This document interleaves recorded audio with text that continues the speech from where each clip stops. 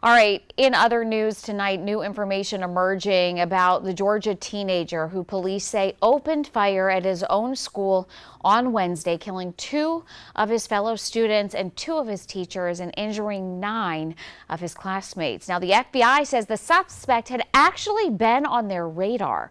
Mark Strassman has the latest from Georgia tonight.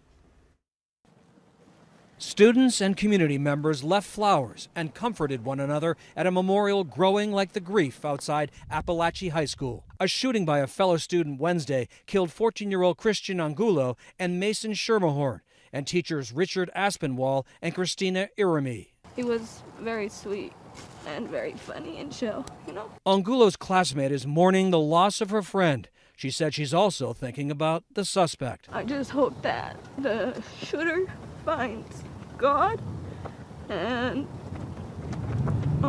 that God forgives what they did. 2 school resource officers confronted the suspect and took him into custody. Police say he was armed with an AR platform-style weapon. A chaplain who is aiding law enforcement has a message for parents. Talk to your children. Be engaged in your children's life. One conversation can change a whole lot.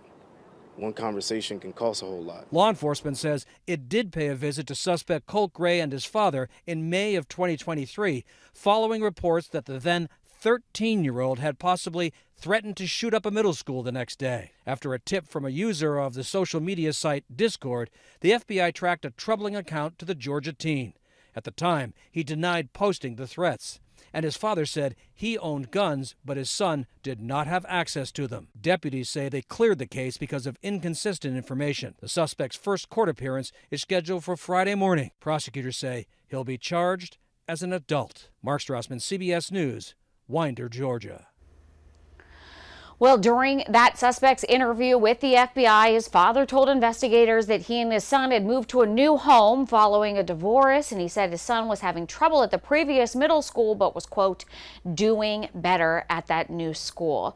So we obviously wanted to take a closer look at school shootings this year and in the past and what these numbers look like. And this is an amazing map. This is from the K through 12 shooting database. And right now, this shows all of the shootings that have been recorded in schools, school shootings since 1969. If you're wondering which state has the most school shootings, that is California. They have had 274 shootings. What's the second state? Texas, close behind them at 274 shootings.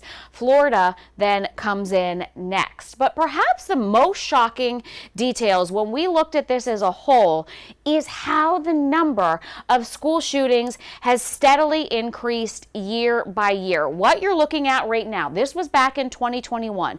In 2021 in the United States, we saw 256 shootings. Then in 22, that number went up to 308 school shootings. Then in 2023, that number up almost 40 more school shootings. In 2023, we saw 349 school shootings.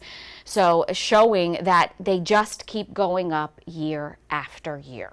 And tonight, in the wake of the deadly school shooting in Georgia, many parents have concerns about how they would contact their child in case of an emergency at school. As you know, a new model policy was just adopted by our State Board of Education that requires students to store their phones from the start of the school day to the end. It does not require schools to institute a campus-wide ban. Jason Raven with the Department of Education says it will be left up to the individual districts to decide where those phones are allowed to be stored. The policy that the State Board of Education adopted does not outright ban cell phones on school campuses. This is for instructional day-to-day. Obviously, in an emergency situation, the focus of everybody changes to safety and communication. Students need to listen to the adult in the room, and when it is safe to do so, reconnect with their families in the various communication modes that are possible. Well, Raven also says the department will be working with law enforcement officials to put on guidance to schools on how they should navigate these phone policies during emergencies like, God forbid, a school shooting.